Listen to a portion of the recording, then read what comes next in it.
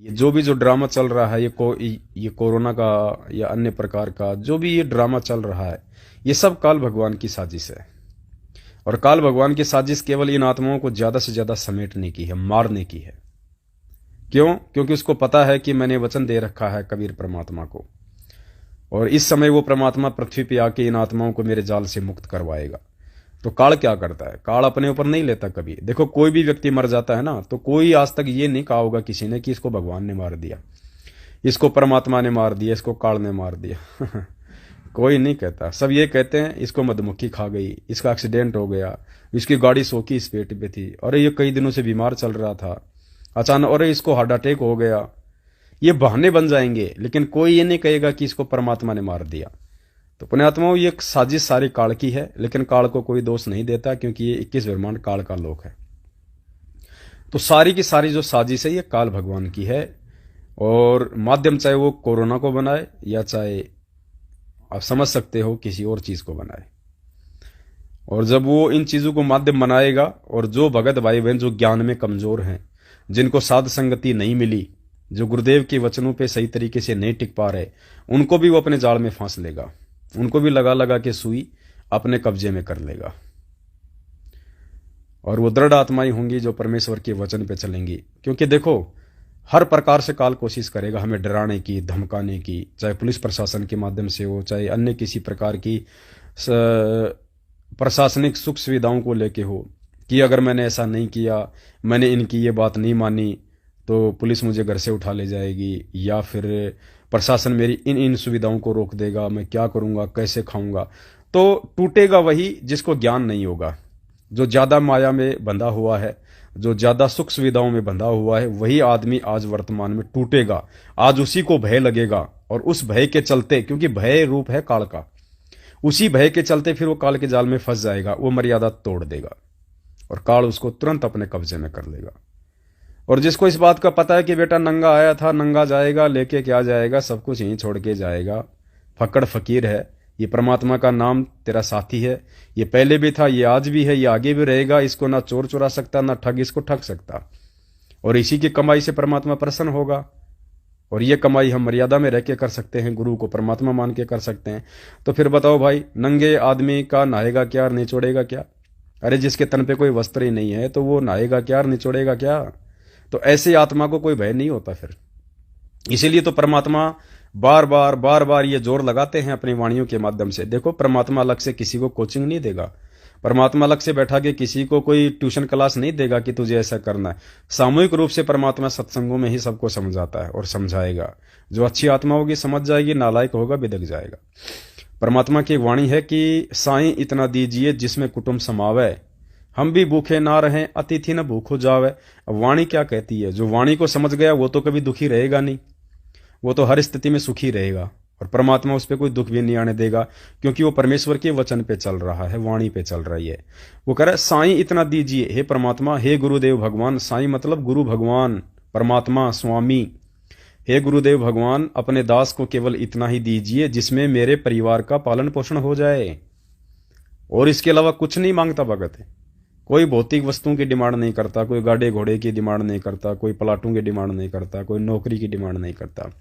वाणी क्या कह रही है? साईं इतना दीजिए जिसमें कुटुंब समाओ। परमात्मा अपने दास को केवल उसी हिसाब की रोजी रोटी देना, अगर कोई नौकरी दे तो उसी हिसाब की देना, कोई मजदूरी दे तो उसी हिसाब की देना, कोई काम धंधा, कोई व्यापार बिजनेस दे तो परमात्मा उसी हिसाब का देना, जिससे कि मेरे परिवार का, जो आपने दास को सेवा दे रखी है, बाल बच्चों की, माता पिता की, उन सब का 2 टाइम की रोजी रोटी से पालन पोषण हो जाए, उनके तन पे टाइम पे कपड़े हो जाएं। साईं इतना दीजिए जिसमें कुटुंब समाव, हम भी भूखे ना रहें। हे परमेश्वर, हम भी आपकी भक्ति में किसी प्रकार की किसी असुविधा का सामना ना करें, और अतिथि न भूख हो जाए। घर पे कोई मेहमान आ जाए, कोई भगत भाई बहन आ जाए, तो परमेश्वर वो भी हमारे दरबार से भूखा ना जाए। बस परमात्मा इतना ही देना, इससे ज्यादा एक कोडी भी ना देना, वरना वो मेरे सत्यानाश का कारण बनेगी। तो ये तो है परमात्मा की वाणी। अब इस वाणी पे जो टिकेगा, इस वाणी पे जो चलेगा, वो भगत कहलाएगा, और ऐसे व्यक्ति को परमात्मा किसी प्रकार की कोई कमी भी नहीं आने देगा। अब इस वाणी के विपरीत जिसने भाई फैक्ट्रियां लगा रखी हैं, एक प्लाट है, 2 और खरीद लिए, 3 और खरीद ली, उस जमीन में भी अपना शेयर डाल दिया, उस जमीन में भी अपना शेयर डाल दिया, उसके साथ भी पार्टनरशिप कर ली हैं। एक दुकान थी, 4 और खोल दी, 2 पे नौकर बैठा दिए। तो वो तो है भिखारी, वो पैसे वाला नहीं है, वो धनवान नहीं है, वो भक्ति मार्ग में परमात्मा की नजर में भिखारी है, भिखारी। क्योंकि परमात्मा कहते हैं कबीरा सब जग निर्धना धनवंता ना कोई, और धनवंता यानी अमीर सो ही जानिए जो राम नाम धन होए, जिसके पास इस पूर्ण परमात्मा सतगुरु रामपाल जी भगवान का सतनाम है। सतनाम का मतलब खाली 2 नाम वाला नहीं, सतनाम का मतलब सच्चा नाम। गुरुदेव ने हमें जो प्रथम मंत्र दिया वो भी सतनाम है, जो 2 मंत्र का दिया है वो भी सतनाम है, जो सार नाम देंगे वो भी सतनाम होगा। सतनाम का मतलब होता है सच्चा नाम। तो पुण्यात्माओं, समय खराब है, कुछ भी पल्ले नहीं रहेगा। और गुरुदेव के बेटे तू कितना ही गांठ बांध ले, तू नंगा आया था और तू नंगा ही जाएगा। यहां गधे की तरह कमा कमा के, बैल की तरह कमा कमा के तू लोगों को खिला के चला जाएगा। तेरे हिस्से में फिर केवल पाप कर्म रह जाएंगे जो तुझे भोगने पड़ेंगे। तो नरसिंह को भी ये बात समझ में आ गई थी। बोला, नालायक, बोल ये संपत्ति तेरी थी या मेरी थी। जब कोर्ट में फैसला हो गया ना, असली को नकली, नकली को असली साबित करवा दिया परमात्मा ने। जब जो असली नरसिंह था वो बाहर जाके सिर पकड़ के बैठ गया कि भाई इस ठग ने तो मेरा सारा काम बेकार कर दिया, बहुरूपिया बन के। फिर परमात्मा गए उसके पास अपना वही पंडित वाला रूप बना के और कहा कि बोल नरसिंह, ये संपत्ति तेरी थी या मेरी थी। तो नरसिंह ने कहा कि भाई थी तो ये मेरी, पर तूने ये मेरा रूप बना के ठग ली मेरे से। तब परमात्मा ने कहा कि नालायक, अभी भी तेरी आंखें नहीं खुली। अरे मूर्ख, ना तो तेरी ये पहले थी, ना आज है, ना आगे रहेगी। अरे गधे इंसान, कल को तेरा शरीर छूट जाएगा। 56 करोड़ की तेरे पास में संपत्ति है, तेरा महल है, एक तेरे बेटी है, बेटी की तूने शादी कर दी। अरे नालायक, बेटा तेरे है नहीं, वारिस तेरा कोई है नहीं संपत्ति का, वंश तेरा आगे चलेगा नहीं। गधे इंसान, ये 56 करोड़ की तेरी संपत्ति, तेरे महल, ये तेरे भाई बंधु बांटेंगे, तेरे रिश्तेदार खाएंगे तेरे मरने के बाद। ये आज भी यही उम्मीद कर रहे हैं चील कौवे की तरह कि यो कद मरे या कद हमारे हिस्से में आवे। अरे नालायक, ये तूने जो कमाया था, जो ये कंजूसी कर करके लोगों से ब्याज ले लेके ये पाप कर्म तो तेरे साथ जाएंगे और संपत्ति का आनंद तेरे भाई बंधु लेंगे, तेरे रिश्तेदार लेंगे।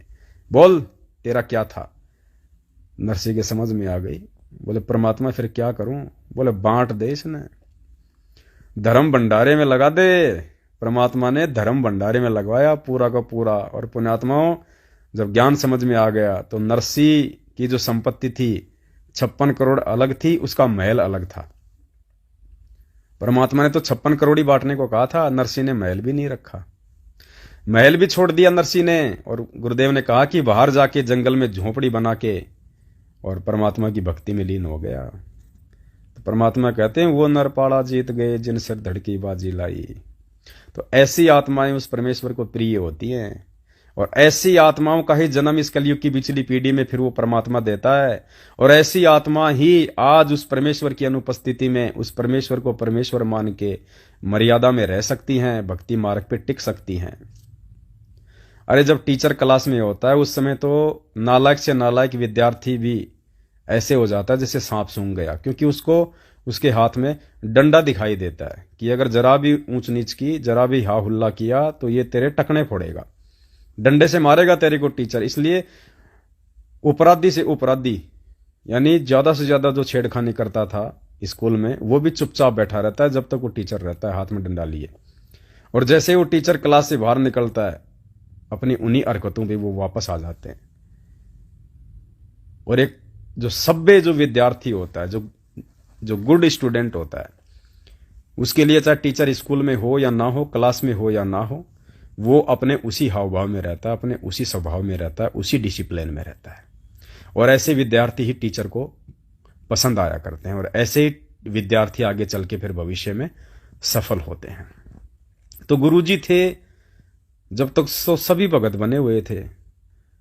आज जिनके इतने नीच कर्म हो चुके हैं वो भी उस समय हमारे को भगत ही नजर आते थे। सारनौरो भगत जी को सार नाम मिल गया, ओहो हो। और इसके तो पूरे परिवार को सार नाम मिल गया, ओहो हो। ये तो भाई सतलोक के जहाज में बैठा है, कति पता नहीं कौन से दिन उड़ जाए। और आज मालूम चल रहा है कि जिसको हम सतलोक के जहाज में बैठा हुआ समझा करते थे गुरुदेव के रहते सहते, आज वो ऐसे ऐसे नीच कर्म कर रहे हैं जिनकी अगर देखा जाए तो जगत वाले भी उनसे लाख गुना अच्छे हैं। तो पुण्यात्माओं, परमात्मा कहते हैं भक्ति भाव भादो नदी और सबे चले गहराए, सरिता सो ही जानिए जो जेठ मास ठहराए। जिस प्रकार जेठ के महीने में, गर्मी के महीने में जब कोई बरसात नहीं, पानी का अभाव, उस समय पता चलता है कि असली नदी कौन सी है। उस समय जिस नदी में लगातार पानी बहता रहता है वो असली नदी साबित होती है। वरना बरसात के महीने में तो परमात्मा कहते हैं नदी नाले छोटे बड़े जो सालों से बंद पड़े थे वो भी चलने शुरू हो जाते हैं पानी के दबाव के चलते। तो असली नदी तो वो कहलाती है भाई जो बिना बरसात जेठ के महीने में, गर्मी के महीने में भी चाहे थोड़ा थोड़ा पानी क्यों ना चलता रहे लेकिन वो चलती रहे, तो वो होती है असली नदी। तो असली भगत, असली आत्मा उस परमात्मा की वो कहलाएगी जो आज, क्योंकि ये जेठ मास चल रहा है भक्ति का, आज गुरुदेव 7 साल से हिसार जेल में बैठे हैं, ये जेठ का महीना है, ये गर्मी का महीना है परमात्मा से दूर होके। और इस समय जो उस परमेश्वर की भक्ति में रत रहेगा, मर्यादाओं के साथ, पूरे नियमों के साथ, गुरु को भगवान मान के, पल पल गुरुदेव को अपने साथ मान के, इस समय जो भक्ति भाव में रहेगा वो परमेश्वर की हंस आत्मा कहलाएगी, वो परमात्मा का भगत कहलाएगा।